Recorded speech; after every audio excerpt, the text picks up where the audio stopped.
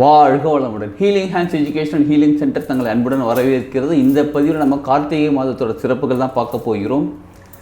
ஒவ்வொரு நாளுமே கார்த்திகை மாதத்தில் வரக்கூடிய ஒவ்வொரு கிழமைகளும் ஒவ்வொரு நாளுமே ரொம்ப ரொம்ப சிறப்பானது. கார்த்திகை அப்படின்னாலே தமிழ் மாதங்களில் 8வது மாதம், 8 நாள் ஒரு ஸ்பெஷலுங்க. அஷ்டமம் அப்படின்னு சொல்லுவாங்க. அதாவது பௌர்ணமியிலேருந்து அமாவாசை, அமாவாசை டு பௌர்ணமி வரக்கூடிய அந்த அஷ்டமின்னு சொல்லுவாங்க பாருங்கள். அது 8வது நாள். 8வது நாள் ரொம்ப சிறப்பானது. 8வது நாள் அப்படின்னா சிறப்புன்னு கேட்குறீங்களா? இந்த பக்கத்தில் அந்த பக்கம் 15 நாள் இருக்குது பாருங்கள். 15 நாளைக்கு இடைப்பட்ட நாள். அந்த 8ன்னு எழுதும்போது முழுமையாக நம்ம ஒரு 8 எழுதுவோம் பாருங்கள். 360 டிகிரி போயிட்டு வருது. அதனால அது ரொம்ப தெய்வீகமான நாள். அது அஷ்டமி. அந்த மாதிரி 8வதுங்கிறது 8ங்கிறதே ஒரு தெய்வீகமானது, முழுமை அடையக்கூடியது, 360 டிகிரிக்கும் கனெக்ட் ஆகக்கூடியது. அப்படிப்பட்ட சிறப்பான மாதம் தான் தமிழ் மாதங்களில் கார்த்திகை மாதம் 8வது மாதமாக வருகிறது. இந்த மாதத்தில் ரொம்ப சிறப்பானது முருகப்பெருமானுக்கு வழிபாடு. முருகப்பெருமான் அப்படின்னாலே நமக்கு எல்லாருக்குமே தெரியும், ஒரு நல்ல ஒரு ஃபைட்டர். அதாவது தேவையில்லாத விஷயங்களை, அசுரர்களை அழிக்கக்கூடியவர், அந்த தன்மையில் இருக்கக்கூடியவர். எப்பயுமே அந்த தன்மையில் தான் இருக்கார். இன்னொன்று, ரொம்ப அழகானவர். மற்றவங்க எல்லாரும், எல்லா இறைவனும், எல்லா கடவுளுமே, எல்லா தெய்வங்களுமே அழகானவங்க தான். அதில் அழகென்ற சொல்லுக்கு முருகர் தான். ஸோ அப்போ ரொம்ப அழகானவர், ரொம்ப வலிமையானவர், மனசு தைரியம் கொண்டவர், எல்லாமே நிறைந்தவர். அந்த எல்லாமே நிறைந்த முழுமையான மாதம்தான் இந்த கார்த்திகை மாதம். இந்த கார்த்திகை மாதத்தில் நம்ம விரதம் இருக்கும்போது, நம்ம வழிபாடு செய்யும்போது, கடவுளை போய் கும்பிடும்போது நம்மளுடைய கர்மா ஈஸியாக டெலீட் ஆகிறதுக்கான வழிகள் நிறையா நடக்கும். நம்ம செய்த பாவங்களுக்கு மன்னிப்பு கேட்டால் நிச்சயமாக பாவ மன்னிப்பு கிடைக்கும். ஏன் தெரியுங்களா? கார்த்திகை முருகர் எப்படிப்பட்டவர்? டெஸ்ட்ராய் பண்ணக்கூடியவர், ஃபைட்டர், தேவையில்லாத விஷயங்களை நீக்கக்கூடியவர். அப்போ அவரை நம்ம ஒரு நாளும் நினச்சி உருகி அவரை வேண்டும் போது நம்ம கிட்ட இருக்கக்கூடிய தேவையில்லாத விஷயங்களை முருகரே டெஸ்ட்ராய் பண்ணி விட்டுருவார், கிளியர் பண்ணி விட்டுருவார். ஸோ அப்படிப்பட்ட ஒரு அருமையான மாதம் தான் இந்த கார்த்திகை மாதம். இதில் ஒவ்வொரு நாளுமே ஏற்கனவே சிறப்புன்னு சொல்லியிருக்கோம் பார்த்தீங்களா? இதில் திங்கக்கிழமை அப்படின்னு எடுத்தீங்கன்னு வச்சுக்கோங்களேன். திங்கக்கிழமை சிவபெருமானுக்கு உகந்தது. அந்த சிவபெருமானுக்கு உகந்த நாள் அன்னைக்கு நீங்கள் விரதம் இருக்கும்போது, அதுவும் கார்த்திகை மாதம் திங்கக்கிழமை அன்னைக்கு விரதம் இருக்கும்போது சிவபெருமான் சிவன் கோயிலுக்கு போயிட்டு வாங்க. அன்றைக்கி நிறைய விஷயங்கள் நல்லது நடக்கும். உங்ககிட்ட இருக்கிற தேவையில்லாத விஷயங்கள் நீக்கப்படும். சிவன் அப்படின்னாலே, அதாவது அவரோட இருப்பிடம் எங்கன்னு பார்த்தீங்கன்னா சுடுகாடுன்னு சொல்லுவாங்க. சுடுகாடுனா இந்த ஒரு நிலையிலேருந்து அடுத்த நிலைக்கு மாற்றக்கூடியவர். இப்போ சுடுகாடுனா நம்ம என்ன நினச்சிட்ருக்கோம்? உடம்புலேருந்து உயிர் போயிடுச்சு, இது வெறும் உடம்பு இருக்குது, இதை ஒன்று நெருப்பில் போட்டு எரிச்சிருவாங்க, அதாவது பஞ்சபூதங்களில் கலந்துரும், இல்லைன்னா மண்ணில் போட்டு புதைச்சிருவாங்க. இப்படிப்பட்ட இடம் தான் சுடுகாடு, இடுகாடு நம்ம நினச்சிக்கிட்டு இருக்கோம். அங்கே தான் வாழக்கூடியவர் சிவபெருமான் நினச்சிட்ருக்கோம். அப்போ அங்கே இருக்கக்கூடியவரோட தன்மை எப்படிப்பட்டதாக இருக்கும்? கிளியர் பண்ணக்கூடியவர், நம்மக்கிட்ட இருக்கக்கூடிய தேவையில்லாத விஷயங்களும் கிளியர் பண்ணக்கூடியவர் சிவபெருமான். முருகரும் அதே தன்மை தான். செவ்வாய்க்கிழமை நார்மலாகவே முருகருக்கு உகந்த நாள். செவ்வாய்க்கிழமை அன்னைக்கு நம்ம விரதம் இருக்கிறதுனால நம்ம உடம்பு ஆரோக்கியமாக இருக்கும். செவ்வாய் அப்படின்னாலே அங்காரகன், அங்கம்னாலே உடம்பு ஆரோக்கியமாக இருக்கணும். இப்போ அதுவும் இந்த கார்த்திகை மாதம் பாருங்கள், இன்னொரு ஸ்பெஷல் தெரியுங்களா? இந்த கார்த்திகை மாதம் கர்ணனுக்கு பின் கொடை இல்லை, கார்த்திகைக்கு பின் மழை இல்லைன்னு சொல்லுவாங்க ஒரு பழமொழி. அப்போ கார்த்திகை மாதம் மழை காலம் முடியக்கூடிய காலம் கிட்டத்தட்ட. அதுக்கப்புறம் குளிர்காலம் ஆரம்பிக்கும், பனிக்காலம் ஆரம்பிக்கும், இந்த மாதிரிலாம் ஆரம்பிக்குது பாருங்கள். அப்போ கார்த்திகை மாதங்கிறது மழைங்கிறது நீர்த்தன்மை எப்படிப்பட்டது தெரியுங்களா? எல்லாத்தையும் சுத்தப்படுத்தக்கூடிய, எல்லாத்தையும் கிளியர் பண்ணக்கூடியது. இப்போ அந்த செவ்வாய்க்கிழமை அன்னைக்கு, அப்போ கார்த்திகை மாதம்னால சுத்தப்படுத்தக்கூடிய மாதம். செவ்வாய்க்கிழமை அன்னைக்கு நம்ம விரதம் இருக்கிறதுனால, முருகரை நோக்கி விரதம் இருக்கிறதுனால நம்ம உடம்புல இருக்கக்கூடிய நோய்கள்லாம் சுத்தமாகும். நம்ம கர்மா டெலீட் ஆகும், ஏற்கனவே பார்த்தோம். நம்ம தேவையில்லாத விஷயங்கள் டெலீட் ஆகும்.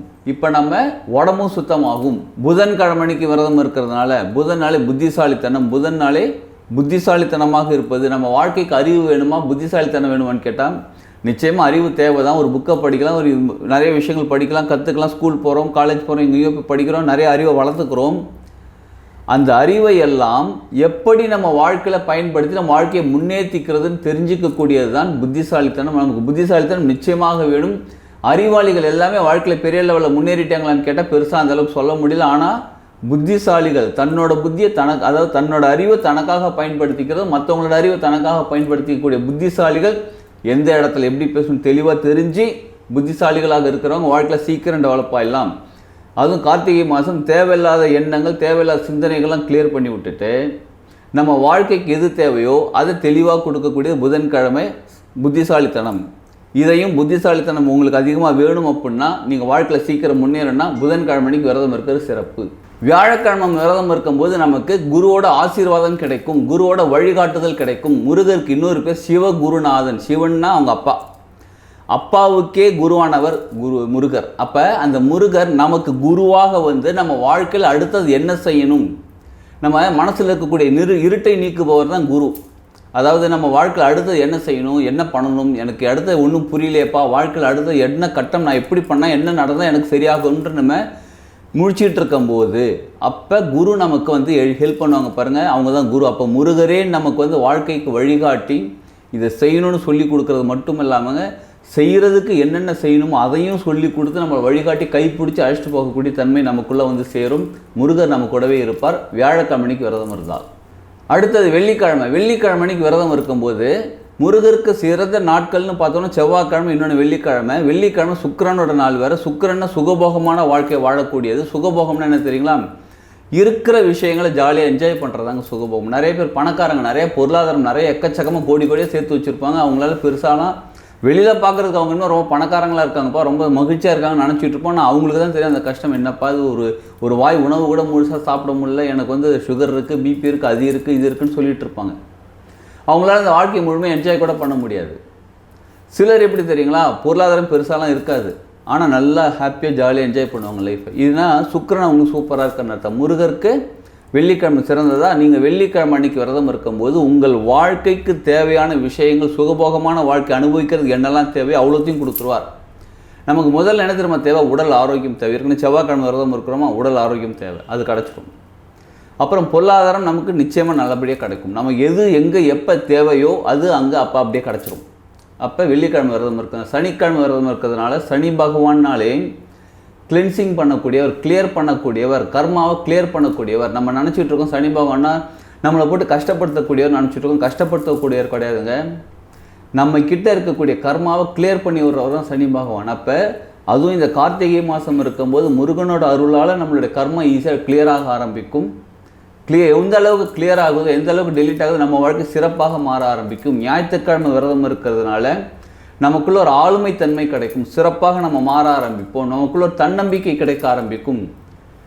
அதுவும் முருகர் கூடவே இருக்காரா, முருகர் கூட இருக்கும்போது நமக்கு ஹெல்ப் பண்ணுறாரு, குருவாக இருந்து கைட் பண்ணுறாரு, எல்லாத்தையும் கொடுக்குறாரு. அப்போ நமக்குள்ள ஒரு தன்னம்பிக்கை கிடைத்து வாழ்க்கையை முன்னேற ஆரம்பிக்கும். அப்போ எந்த கிழமையில் உங்களுக்கு விரதம் இருக்கணும்னு உங்களுக்கு தோணுதோ நல்லா கவனிச்சுக்கோங்க. 7 நாளும் விரதம் இருந்தால் அப்போ மாதம் ஃபுல்லாக விரதம் இருக்கணுமான்னு கேட்குறீங்க. அட்லீஸ்ட் அந்த மாதத்துக்குள்ளே, கார்த்திகை மாதத்துக்குள்ளே ஒரு வாரம் இந்த 7 நாள் விரதம் இருங்க. முடியல எனக்கு வாரத்தில் இந்த வாரம் முதல் வாரம் 2 நாள், அடுத்த வாரம் 2 நாள், அடுத்த வாரம் 2 நாள், அந்த மாதிரி கூட விரதம் இருங்க. இப்போ விரதம்னா 3 வேளையும் சாப்பிடாமல் இருந்து அப்படியே ரொம்ப கஷ்டப்படுத்தி உங்களால் எந்த அளவுக்கு இருக்க முடியுமோ. இதில் கான்செப்ட் என்ன தெரியுங்களா, முக்கியமாக கவனிக்க வேண்டியது, மனம் எப்பயுமே யாருக்காக விரதம் இருக்கிறோமோ, எந்த இறைவனுக்காக கடவுளுக்காக விரதம் இருக்கிறோமோ அவங்களுடைய மந்திரத்தை அவங்கள மட்டும் நினச்சிக்கிட்டு இருக்கிறது தான் தேவை. இப்போ நமக்கு வந்து உணவில் ஏன் விரதம் இருக்கும், உணவு ஏன் சாப்பிடாமல் இருக்கோம்னா உடம்புக்கு நல்லது, நம்ம உடம்புக்கு தான் நல்லது. அது இருந்தாலும் சாப்பிடாமல் இருக்கும்போது நம்மளோட முழு கவனம் எங்கே இருக்கும்னா, இப்போ நம்ம முருகருக்காக விரதம் இருக்கோம்ப்போ, அதனால் முருகரே எப்போயுமே நினச்சிக்கிட்டு இருக்கணும், முழு கவனம் அங்கே இருக்கணும். அதனால் உங்களால் முடிஞ்சால் 3 வேளையும் சாப்பிடாமல் இருங்க. இல்லை என்னால் ஒரு வேளை தாங்க சாப்பிடாமல் இருக்க முடியும்னா பரவாயில்ல இருங்க. நாள் முழுவதும் முருகரை மனசுக்குள்ளேயே நினச்சிக்கிட்டு இருங்க. அதுவும் முக்கியமாக கார்த்திகை தீபம் இருக்குது பாருங்கள், அன்னைக்கு நிச்சயமாக விரதம் இருங்கள். 3 வேளை முடிஞ்சால் சாப்பிடாமல் இருக்க முடியும்னா கூட இருங்க, விரதம் இருங்க. கார்த்திகை தீபம் அன்னைக்கு எக்கச்சக்கமான விஷயம் நம்மக்கிட்ட வெளியில் போகக்கூடிய தீபம் அப்படின்னால என்ன தெரியுங்களா, ஒளி தரக்கூடியது, இருட்டை வெளிச்சமாக்கக்கூடியது, நம்ம அறிவை வெளிச்சமாக்கக்கூடியது, நம்ம ஞானத்தை வெளிச்சமாக்கக்கூடியது, நமக்குள்ளே இருக்கக்கூடிய நல்ல விஷயங்களுக்கு வெளிச்சம் காட்டி அதை வெளி உலகத்துக்கு காட்டக்கூடியது, நமக்குள்ளே இருக்கக்கூடிய திறமைகளை வெளியில் கொண்டு வரக்கூடியது. அப்போ கார்த்திகை தீபம் அன்னைக்கு விரதம் வருங்க. கார்த்திகை தீபம் அப்படின்னாலே நமக்கு எல்லாருக்குமே தெரிஞ்ச திருவண்ணாமலை. நல்லா கவனிச்சுக்கோங்க. பஞ்சபூத ஸ்தலங்களில் நெருப்பு ஸ்தலம் திருவண்ணாமலை. திருவண்ணாமலை சிவபெருமானுக்கு உகந்தது. சிவபெருமானுக்கு உகந்தது அன்னைக்கு கார்த்திகை தீபம் அன்னைக்கு அங்கே ஒளி ஏற்றுறாங்க, தீபம் ஏற்றுறாங்க. காரணம் என்னன்னு கேட்டு பாருங்கள். அதுவும் இன்னொன்று முக்கியமாக கவனித்து பாருங்கள். திருவண்ணாமலையில் தீபம் ஏற்றும் போது சிவபெருமான் இருக்கக்கூடிய சிவன் கோயிலுக்கு சிவசிவன் சொல்லாமல் அங்கே அரோகரான்னு சொல்லுவாங்க. அரோகரான் எங்கே சொல்லுவாங்கன்னா முருகனுக்கு தான் சொல்லுவாங்க. அப்போ இந்த சூட்சமும் அங்கே என்ன இருக்குன்னு கவனித்து பாருங்கள். தீபமாக இருக்கக்கூடியவர் மறுபடியும் பாருங்கள், கந்தகுரு கவசத்தில் அருட்பெருஞ்சோதியான ஆண்டவர். வள்ளலார் சொல்லியிருக்கக்கூடிய அருட்பெருஞ்சோதி கடவுள், அருட்பெருஞ்சோதி அருட்பெருஞ்சோதி தனிப்பெருங்கருணை அருட்பெருஞ்சோதி. அப்போ ஜோதியான வடிவம் உடையவர். நெருப்பு ஸ்தலம் திருவண்ணாமலை, அங்கே ஜோதி ஏற்றுறாங்க, அரோகரான்னு சொல்கிறாங்க. அப்போ முருகரோட தன்மை எப்படிப்பட்ட தன்மையாக இருக்குது பாருங்கள். நமக்கு ஒளிகாட்டக்கூடியவர், நம்ம வாழ்க்கைக்கு ஒளியேற்றி வழிகாட்டக்கூடியவர். அப்போ அன்னைக்கு விரதம் இருந்து 6 மணிக்கு விளக்கேற்றி வச்சுட்டு அதுக்கப்புறம் அரோகரா சொல்லிவிட்டு அதுக்கப்புறம் நீங்கள் என்ன அன்றைக்கி ஸ்பெஷலாக தான் சமைப்பாங்க, நிறையா சமைச்சு சாப்பிட்றது ரொம்ப சிறப்பாக இருக்கும். இப்போ பாருங்கள், நிறைய விஷயங்கள் கிளென்ஸ் ஆகுது, கிளியர் ஆகுது. நம்மக்கிட்ட நிறைய தேவையில்லாத விஷயங்கள்லாம் போகுது, கர்மாவை டெலீட் பண்ணக்கூடியது. இந்த மாதத்தில் நம்ம முடிஞ்ச அளவு நான் வெஜிடேரியன் அதிகமாக எடுத்துக்காமல் வெறும் வெஜிடேரியன் ஃபுட், அதுவும் முக்கியமாக பழ உணவுகள் அதிகமாக எடுத்துக்கோங்க. சமைத்த உணவுகள் கம்மி பண்ணிக்கோங்க. டீப் ஃப்ரை ஃபுட்டெல்லாம் கம்மி பண்ணிக்கோங்க. ஹோட்டலில் சாப்பிட்றது கம்மி பண்ணிக்கோங்க. மசாலா ஐட்டங்கள் கம்மி பண்ணிக்கோங்க. இதெல்லாமே என்ன ரீசன் அப்படின்னா சயின்டிஃபிக்காகவும் ஒரு ரீசன் இருக்குங்க. சயின்டிஃபிக்காக என்ன சொல்கிறாங்கன்னா, இந்த மழை காலத்திலிருந்து அடுத்தது பனி காலத்துக்கு மாறுது பாருங்கள். இந்த நேரத்தில் கிருமிகள் பாதிப்பு அதிகமாக இருக்கும். நம்ம உடம்புல டைஜஷன் ப்ராசஸ் மாற ஆரம்பிக்கும். இப்போ இந்த மாதிரியான உணவுகள் எடுத்துக்கும் போது சீக்கிரம் டைஜஷன் ஆகக்கூடிய உணவுகள் எடுத்துக்கும் போது நம்ம உடம்பும் சுத்தமாக ஆரம்பிக்கும். ஏற்கனவே சுத்தமாக நடந்துகிட்டு இருக்குங்களா?